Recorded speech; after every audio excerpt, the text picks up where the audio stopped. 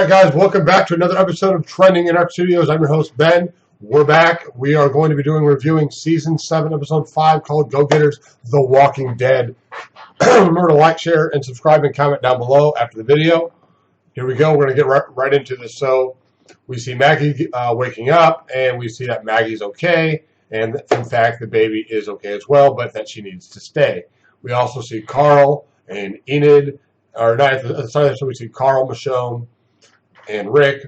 Michonne gives a real kiss to Rick, while him and Aaron are going to go out on a run, and they leave. Carl and Michonne have a little moment where Michonne's not sure if Rick's right. Carl's like, Rick's wrong. And she's like, I don't know that. Even if I think he is, I need to find out.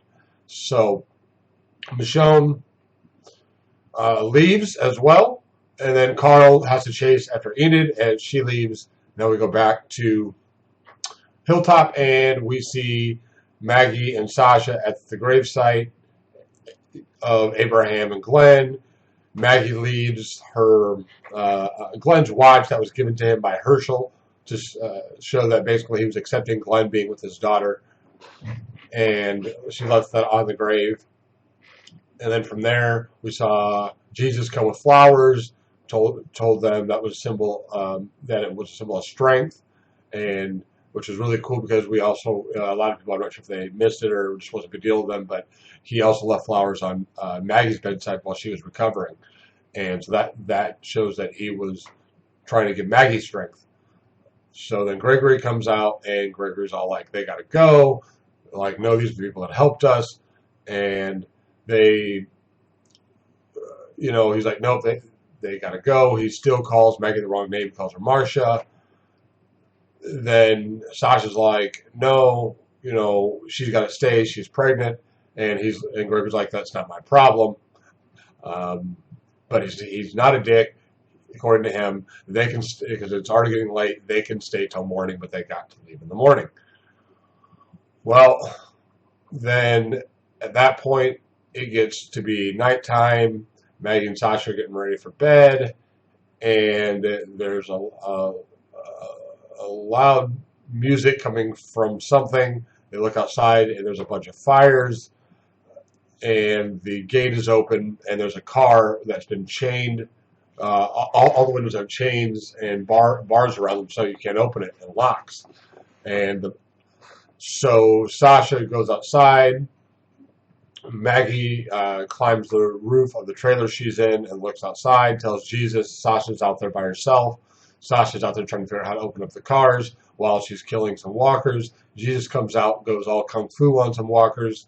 Maggie gets in a tractor and goes Little House on the Prairie on the car to stop the alarm or stop the music, runs over it, and down goes the car. Jesus and Sasha finish off the walkers and get the gate closed.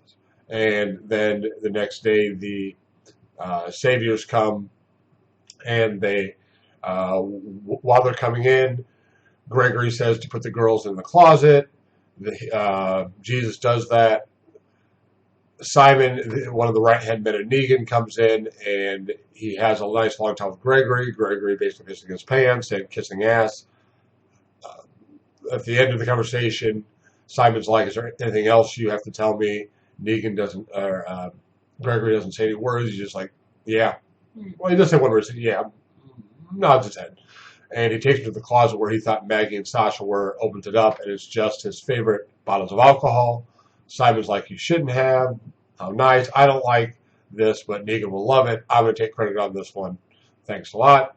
And then he makes Gregory kneel the way that everybody else has to kneel to Negan. Simon makes Gregory kneel to Simon. And that should tell people that if you kill Negan right now, it would do no good. Somebody would just take his place. So, at that point, the Saviors start packing up to leave. They're going to take their half as they usually do. And Gregory goes ahead and goes upstairs. He wants to go off on the girls for leaving the closet, and go off on Jesus as well. But they confront him instead. And Jesus says, well, first they're like, you were going to give us up. And Jesus is like, they're staying, period. We're going to be one happy, dysfunctional family. and that got some laughs. And from there, it was Gregory telling them that he would lead them through this and see them through this. That fine, they can stay, but he'll be the one that gets them through all this stuff. And at that point, Maggie slugs him, and go Maggie. And she reaches into his pocket and she pulls out Glenn's watch given to him by Herschel. And she's like, you know, Gregory has called her honey, he's called her dear, he's called her every name but her real name, Maggie. So she says, and I may have the quote not exactly, but the gist of it is, you're not gonna, don't call me dear, honey, Marcia. I'm Maggie Ree. And that was awesome. It was a throwback to Glenn. In the comic book, she said, I'm Maggie Green, but I prefer the TV version here on this one where they say Maggie Ree. Glenn hasn't been gone that long, and there's been nothing said about Glenn really up until this point, so it was really huge to see that point. So then Enid and Carl get to Hilltop, and they share a kiss, and she doesn't want Carl to do what he's going to do, which is he's going to hitch a ride on one of Negan's trucks that are at Hilltop, because Negan's not actually there, and take it all the way back to the sanctuary.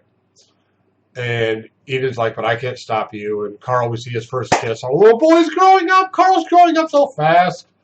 So then so Enid goes inside the city. Carl stays there. Then we see Sasha, Maggie, and Jesus outside watching. The Savior's taking stuff. Jesus says he couldn't have ever imagined a different leader other than Gregory up until now. And Maggie's like, who? And he's got that smile on the face that you know he's talking about Maggie. And Sasha gives that little quick look to Jesus like, I know what you're talking about. And Jesus says, we'll talk about that later. And at this point, Maggie leaves. And Jesus and Maggie talk, and Sasha asked Jesus if he could find out where Negan lives to not tell Maggie. And Jesus says he could do that, but he's not happy about not telling Maggie. And Sasha says neither am I. Maggie goes outside and sees Enid by the graves of Abraham and Glenn. She's tied up the green balloons to one of the graves. And Enid comes up and gives her a hug. It's like, is everything okay? And Maggie's like, no, but they will be. They go inside. They're going to have dinner.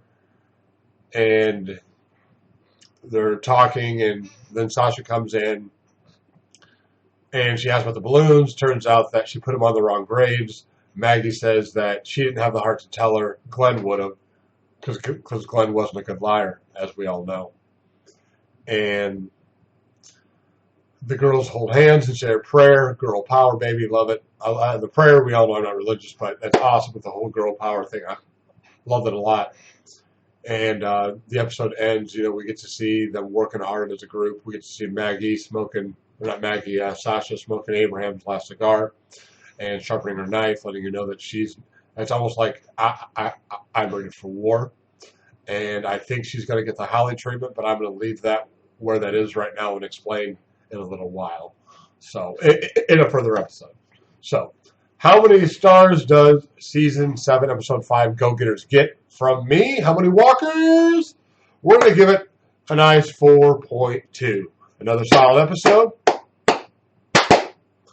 Hope you guys liked it. Remember, as always, like, share, and subscribe, and comment down below. I'm your host, Ben, from T.I.Studios, guys. Peace out.